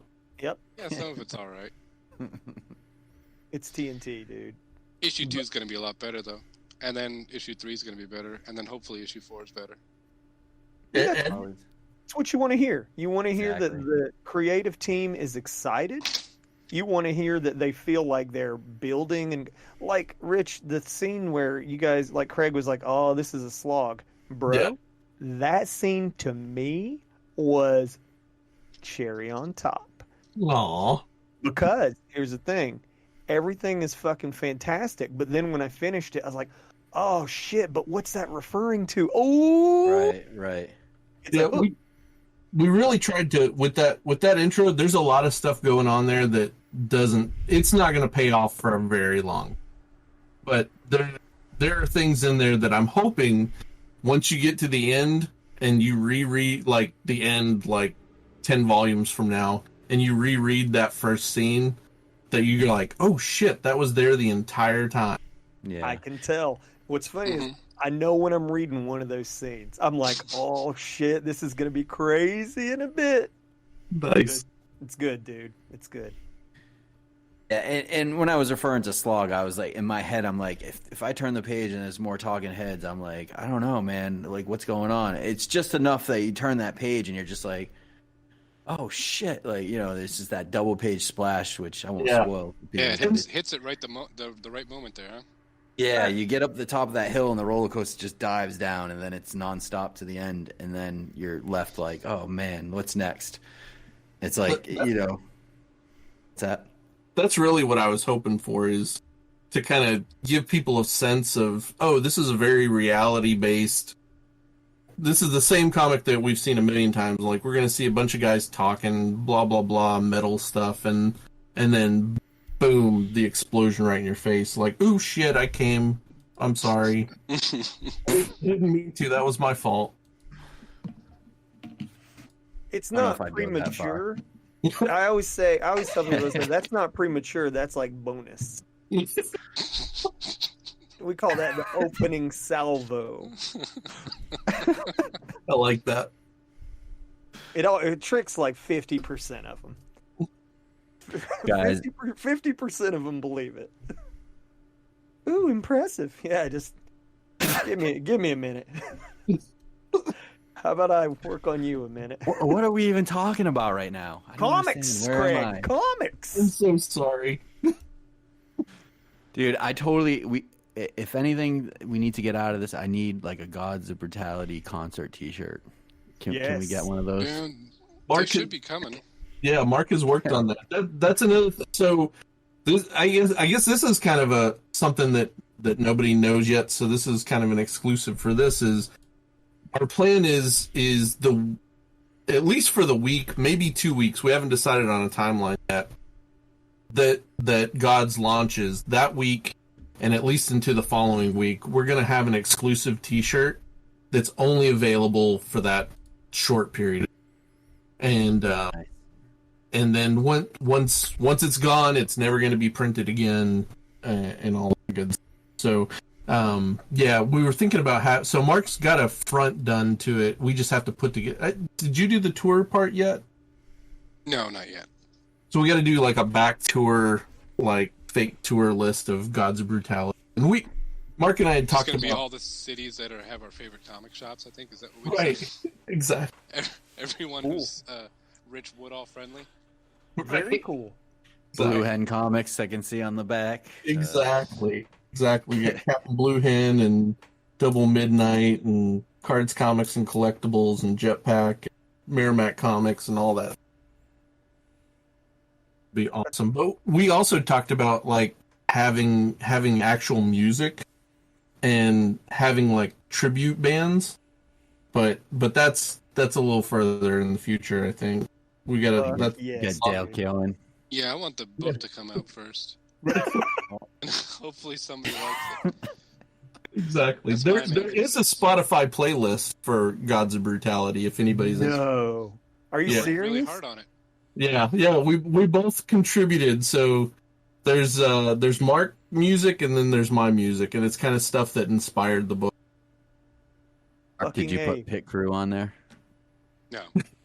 A Pit Crew? No, there's no Pit Crew. I'm sorry. Is Pit Crew on Spotify? Because I want to check that. It's Dale Killen. Any Spice Girls? It's No. mostly, it's songs inspired by the Spice World movie. Thank you. Good enough. I'll take it. Exactly. A winger. A bunch of wingers. Like half, at least 2 albums. Some Nelson. It's cool. Meatloaf. There's not. I had to double. I can dig Meatloaf. I'm all right with Meatloaf. He sang about Out of Hell. Yeah. His albums were pretty metal. I will say that when Mark sent me his list, I was like, I've never heard of any of these bands. I'm to start listening. But they were awesome. Mark, who did you design the main character after? Who did you design Nick after? He was a little bit of Glenn Danzig. Oh, yeah. And, like, his outfit was inspired by Manowar. Yes. Yeah. Should be right up the alley for a comic like this. Totally. Can I ask, with your grand schemes, are you planning to do like an Ed Piskor and like fucking name drop like Gene Simmons and then send him an issue and hope he puts like a picture on Instagram of him reading it or something? I hope not. Not Gene, but you know, fucking Glenn. Well, Danzig's a huge comic fan. For sure. With this person who is doing a secret cover for us, it is possible that Danzig might. What a tease! That's about all. That's about all I can tease out. Did you say you guys are talking about doing variants? Is that what like you're doing a bunch of variants for each issue or issue one or? Yeah, you have one at least that's known for like you buy 10, right? There's like the alternate Mark cover. Yeah, there's a 1 in 10 right now. Mark has done, I think, probably 5 covers for issue 1. Yeah, 5 or 6, yeah. We just had a thing where some of them might not be used, but they will not go unused. They'll definitely at the very least be in a trade, if not used in some other way down the road. But yeah, there's at least 4 or 5 for the first issue, and we keep having stores come in. We've got a couple other stores that are, Joe Schmalke is going to be doing a cover for us, and we've got a couple others that are coming in. So it's going to be the covers that Joe's been doing lately have been so good. Yeah, he's just the design of them just looks so awesome. I can't wait to see what he does with this. It's probably going to look something like like those old posters. He's been doing those lately for was it Cherry Blackbird? Is that what it's called? Cherry Blackbird, yeah. Yeah, that stuff looks awesome. Yeah, he's really good, and it's going to be. I'm excited to see what he comes up with. Ooh. This is exciting. Like, I mean, July will be here before we know it. I can't believe we're already heading into the summer. I know, it's crazy. And we're gonna start seeing this in full color in print in our hands. And one thing I do enjoy, like Savage Dragon, it's like one thing to see it digitally, but I feel like when I have it in my hands, the colors just pop in print. And so I'm really stoked to have a copy of this in my hands to see what the colors look like, because yeah, they me look too. Pretty vibrant digitally. Yeah, absolutely. And it's so a cool sort of a thing, but when the work is reduced, it gets sharper. And so there's a weird effect where, for some reason, to me, shit looks better in print than it does on a screen. Yeah, yeah, absolutely. Well, I'm also going to try to convince Mark to let us do an artist edition of Gods of Brutality. I don't know if he'll. I'm going to maybe keep a digest in black size. and white. We'll do a digest size. Yeah, Just nice. 11 by 17, black and white. Strip it down. It'll be beautiful. We'll reduce it down to like those comics that you get with Bazooka Joe. Just unfold it on wax paper. It's gonna look great. Those little He-Man comics. Yeah. That'll be awesome. So cool. I mean, do you have anything else you guys want to talk about this comic coming out that's related, or do you, Rich, have any other projects kind of in the pipeline you want to shout out? Yeah, who are the Swamp Dogs? That's my question. What's that? I can't talk about the Swamp. The Swamp Dogs are a top secret project that's coming out in October. The Swamp Dogs. Woo! Dogs out? Yeah, that's another Black Caravan title that can't. That one, the creative team wanted to do this mystery build up to their book being launched, and so it's the first time we've tried to do it. I don't know how successful we are at it, but we're putting out little teaser images every week. I sent a bunch of comic shops bookmarks. We printed up bookmarks saying who are the Swamp Dogs. So we're kind of trying to do little different things with that and kind of see what works, and if it works, maybe we'll try it again with another title, or take whatever we learn from it and on. What does the convention season look like to you guys this year? Are you seeing things opening up with people getting vaccinated, or are things still kind of limping along? Are you planning on doing any kind of conventions to promote, or? Yeah, I've got a couple. I've got a couple local ones that I've signed up for starting. I think either next month. I think next month is the first one, and it's a little small local thing. But Free Comic Book Day in August, and I know Baltimore. I'm planning on going to. There's a Rhode Island show I think I'm signed up for. So there's. When's Baltimore? Baltimore's going to be October too. Wait, you said you got a Rhode Island con you're going to? Yep. What is it? Rhode Island Comic Con. You could hear both of the boys perk up as you were in their neck of the woods. Yeah, Rhode Island Comic Con. I want to say that's either September or November. It's in the fall sometime. And then there's a Bangor, Maine comic convention. So I'm linking you one that I'd want you to look at some terrific point. Yeah, I've never been to that one. Terrificon is awesome. It is a true Comic Con. Raven can attest. Awesome. Yeah, it's like, and it's in a casino, so it feels like the casino looks like the goddamn Avengers headquarters. So it's like you're in fucking Avengers HQ in a Comic Con. It's That's crazy awesome. as shit. I'll definitely check that out. I mean, it's in July, so it might be a little late, but Sure. I'd send that link your way. No, thank you. I appreciate that. But yeah, Mark, I have nothing planned. Is the Erie Comic Con still kind of coming back, or is that kind of done with COVID for a while? No, they didn't have one this year. They did it virtually. Otherwise, I would have had Raven up here. I gotta make it up there next time they do that. Because we need to get those pizza logs, dude. Bro, let me tell you, if you never had an Erie pizza log, your shit just ain't been lived. It's fantastic. It's incredible. that sounds a bit. Describe a pizza log. I mean, I've got something in my head, but what is that? It's like a pizza egg roll. Oh, nice. That's pretty much all it is. It's just an egg roll with pepperoni, cheese, and some marinara sauce. And as simple as that sounds, it tastes fantastic. That sounds Pretty good. I'm just gonna go up there to hit up the Tim Hortons. Yeah, we have plenty of those. Bastard.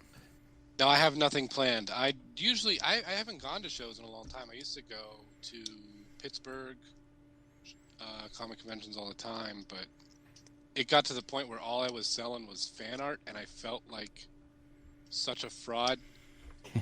So I just stopped going. But now that we have a book, maybe I'll do shows again. I mean, To be fair, yeah. well, I was just sorry, Jim. To be fair, the posters that he's talking about are fucking works of art. Yeah, they. I was gonna. just blown away, dude. Jim. I was gonna say, isn't fan art kind of the bread and butter of this whole deal? It is, but I don't like doing it. I feel gross. I see. I get it. It's not fun to not have your own thing, to not have your own component. Yeah. So I want to move away from that, and we'll promote God's Brutality instead. So who knows? Maybe Rich and I will show up in a town near you. Oh, I like stuff. You can meet us and tell us how great our book is, and the only thing that we'll ask for in return is some kind of financial compensation. Or pictures of your feet. Right. Well, wait.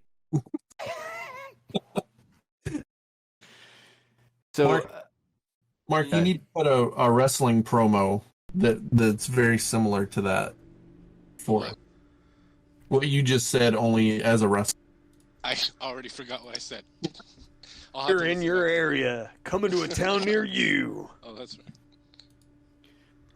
So, unless Raven or Jim, you have anything you want to add, I want to wrap this up with something a little different. You guys don't mind? Yeah, Jim's gonna have a lot of editing to do. Yeah. Oh, we never edit it. You should consider editing this one. It's what? So- It's 5 hours long now. Give or take. Before we wrap this up, I have a few questions for Mr. Mark Welser. So we already did this with Rich Woodall. So Mark, I'm going to put you on the spot. I got a bunch of quick questions. Don't take much time thinking about it.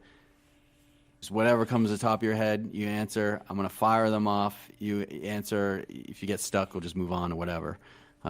You down to play? Sure. Okay. Real quick. Favorite issue of Savage Dragon? If you don't know the number, describe it. Favorite issue? I think probably 50 is a big one for me. There was a lot of stuff. There was like the culmination of a lot of different storylines. There was so much B stories happening there. A lot of backup stories that I really liked, and Eric's art was killer. It was like, how the hell does he get out of this one? Mm-hmm. Nice. All right, best Vicious Circle character design. Best character design. I like. This is. I'm gonna probably go with Skullface. I don't know if that's my answer or not, but that's what I'm going with because it popped in my head. Skullface. Good. Lamest Vicious Circle member.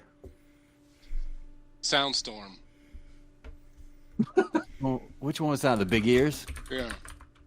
Or Melvin Mouse. Best female character in Savage Dragon.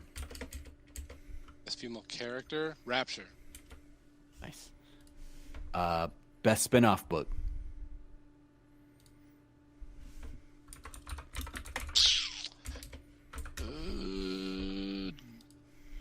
I'm gonna probably go with Deadly Duo. Which series? The first one. The first one, yeah. Nice. Worst era of Savage Dragon. Probably the family era. What? Correct Yeah. choice. Not a fan of Glum. Glum's all right. I was like a lot of people. I didn't love Smasher. Gotcha. Yep. I'm a Rapture guy. You know. Mm-hmm. Yeah, yeah. She was great. She just got tons of personality. It's fun. Street gal.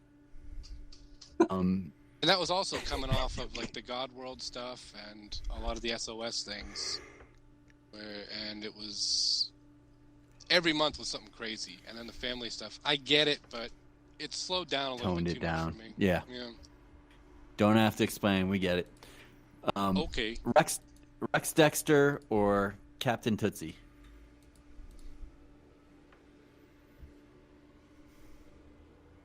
Rex Dexter.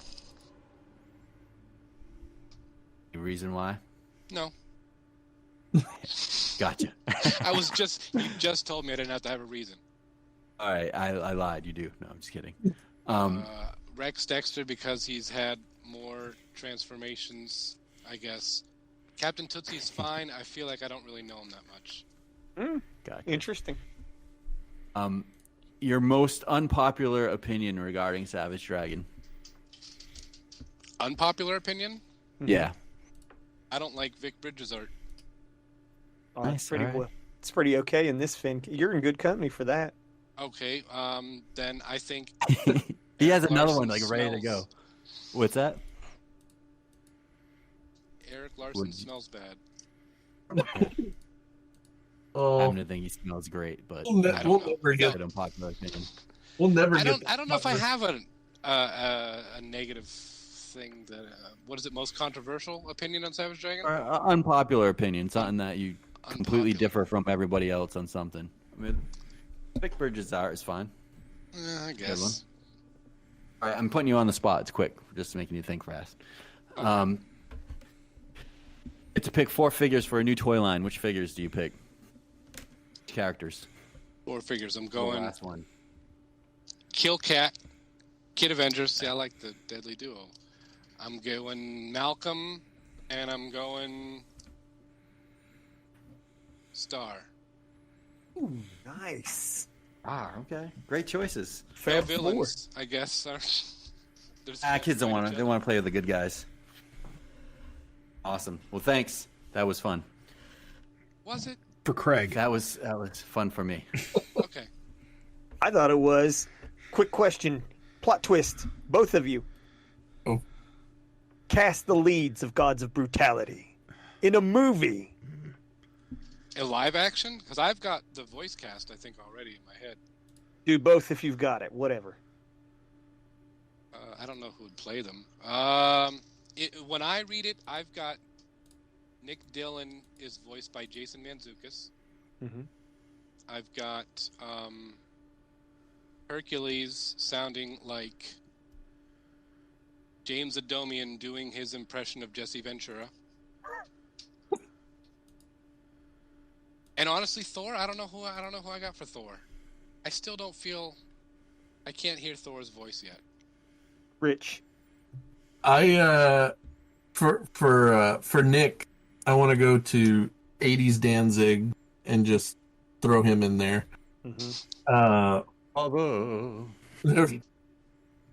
For Hercules, Robert Shaw. I know he's dead, but bring him back. He's in hell. Bring him back. Put him in Hercules' outfit, and then for Thor, shit, I had somebody like Mark and I talked about this a long time ago. Because when I write, I try to cast people's voices in my head, and shit, I can't remember who I had for Thor. Man, Thor sucks apparently, huh? He's the one that I like to draw the least. Oh, he's the one I like to draw the most, but I like drawing that beard.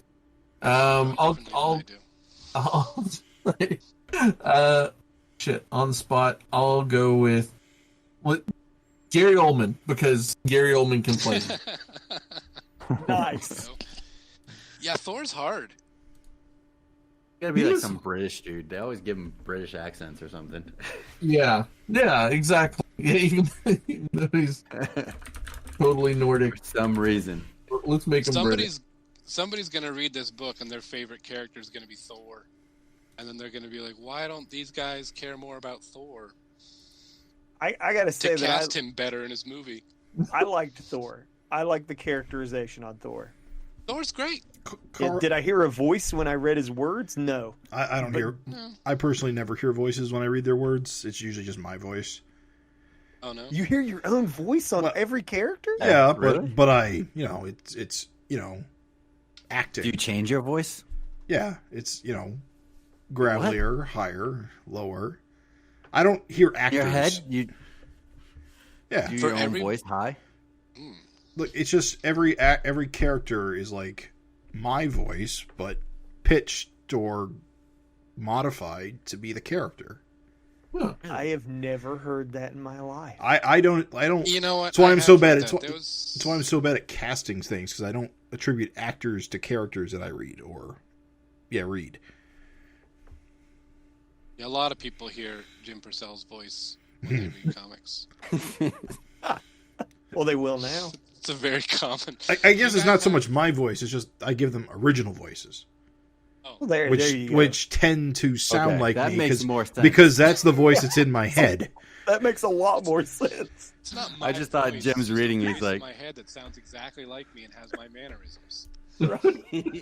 Well, that's Craig. I was interpreting the way you were. Like if there was Maxine and Malcolm, it'd be like, "Hi, Malcolm. Hi, Teapot. Hello, Fish Taco." Well, it's probably that's exactly what I was thinking. Female characters are weirder though, because it isn't so much that they're high pitched like girls. It's, I guess I just read them as Who's high pitched? Exactly. It doesn't really sound like that. Do you guys have voices in your head for Dragon? Classic Dragon. Either. Yeah. Both. Yeah. Unimaginatively Bruce Willis. Yeah. Oof. Yeah, that's total. I told you it was basic. Don't judge Basic. me. Yes, that was the word I was looking for. I think the cartoon crept into my head too after a while. I don't know. You got that Lucky Piquel in your brain, huh? That, or it's like Eric, or it's not Eric's voice sometimes. You told me that once, and I cannot hear Dragon as Eric, dude. I can, because he talks like Eric writes Dragon like the way he talks a lot of times. No, because a vocal thing that Eric does is he'll trail off the end of a word. He'll be like, if you're interviewing, he'll be like, are you talking to him? He'll be like, I just kind of drew Dragon, and then I was... Hey, Overlord, we're gonna punch you in the face. Like when I hear Dragon, done. when I hear Dragon, it sounds kind of like what's a line Dragon says? It's Dragon time. It's Dragon time. What the Jesus Christ? What the fuck is wrong with you? Classic Dragon line right there.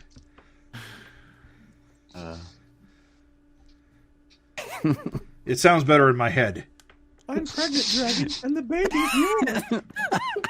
yours. Actually, pregnancy okay. test. You know what? You're under arrest. There's actually is one character I do attribute a voice to, and that's Maxine. Actually, sounds like Lucy from the Peanuts cartoons. What? From I Love Lucy? No, Peanuts, like Lucy. What? Exactly. Because she's got that cartoon From mouth. the cartoon? Yeah, the cartoon Peanuts. Charlie Brown. Which one? Charlie Brown. Lucy. Didn't like 12 different girls? Oh, he said Her Lucy. voice? Kind of sound the same. Oh, Lucy sound like a child? Yeah. she just sounds like that. All right. Well, no wonder you guys had that weird hang up over the braces and the socks. If that's how you hear Maxine's voice. Wait, why are you throwing me into this? He said you guys. You had it Don't throw too. me into this. You were Yeah, like, but braces I'm give me not weird picturing her feelings. sounding like a Charlie Brown character. Wah, wah, wah, wah, wah, wah.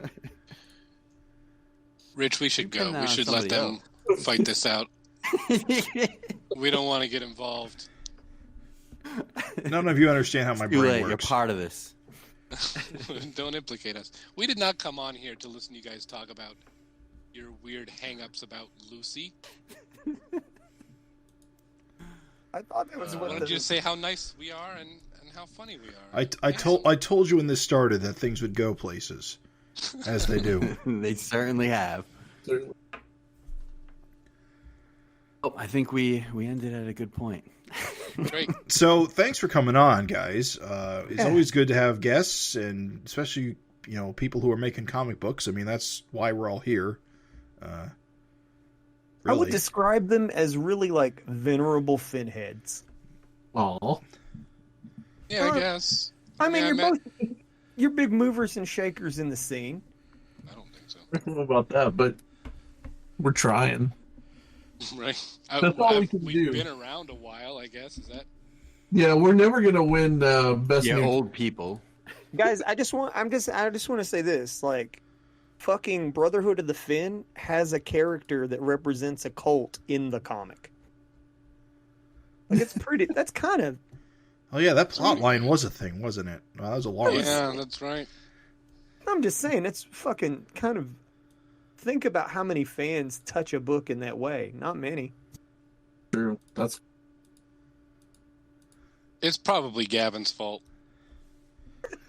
That sounds like something he would suggest. Well, I loved So it. he still signs everything BOTF, doesn't he, Gavin? Yeah. yes. He signed. Does he? He wrote a letter. Really? He wrote a letter to Gods of Brutality and signed it. Did? Yeah. His Sure. ride He or signed die. his checks BOTF? Probably. It's his maybe it's his legal name.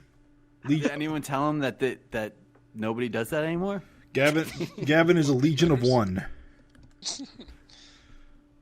I don't know if I'd recognize his name if it didn't have BOTF after it. Who is this Gavin guy? Imposter. I mean, it's shorter than his real last name. Hey man, he's holding it down. He's like that guy that, didn't sell out. Yeah, Mark Welser? The rest of you are just Which guy is that? The rest of you just got too old for it, I guess. I don't know. Yeah, Had quit. to have a family. quitters. Yeah. Yeah. Why did we have to have families instead of just Real job. reading a million comics like Gavin? He's happier. He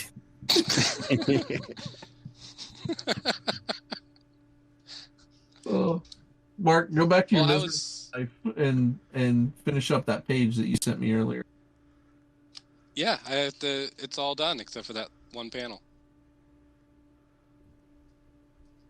I want to say I love Gavin Higginbotham. So if you're listening to Gavin, I Yeah, love we you, all man. love him.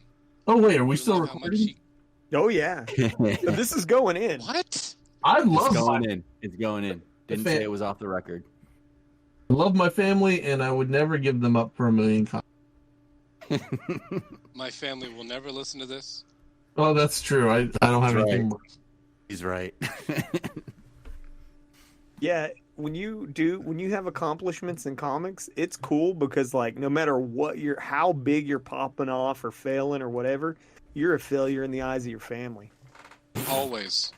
That is absolutely He said true. It cut out, but he said true. yeah. That's absolutely true. I'm trying to think. When I told the kids about, so we have a cartoon deal for Electric Black, and when I told the kids, they're like, can we buy a new car? I'm like, well, there's no money. We have dinner. Like, they don't call me when they're in Fortnite. Exactly. Kids. All right, I think we said it all, guys. Bye. Time to wrap this puppy up. Yeah, thank you guys. Thanks again. We appreciate it. Have us on again. We'll do another 5-hour episode. Globs of Cruelty in stores July. July something.